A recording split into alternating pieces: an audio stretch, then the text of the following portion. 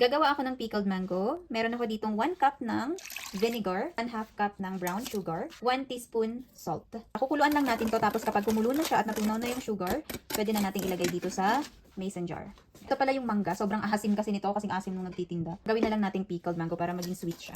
Hintayin lang natin kumulo at matunaw yung sugar niya. Pagkatapos niyan, pwede na natin ilagay sa jar. Tikman mo kung okay na yung timpla. Kumulo na siya, pwede na natin patayin ng apoy at pwede na natin itong ilagay sa jar. Hinugasan ko pala tong jar ng mainit na tubig para hindi siya mabasag kasi mainit yung suka natin. So ilalagay na natin dito yung mangga. Maasim kasi to, kakainin ko sana with alamang. Kaso yung asim niya, hindi makatarungan. Kaya gawin natin sweet and sour na pickled mango.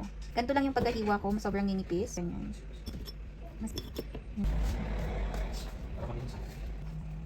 Ayan, sakto lang yung isang cup ng vinegar dito sa dalawang mangga. Apple mango. Naakala ko matamis. Yung pala, napaka-asim. Sobrang asim.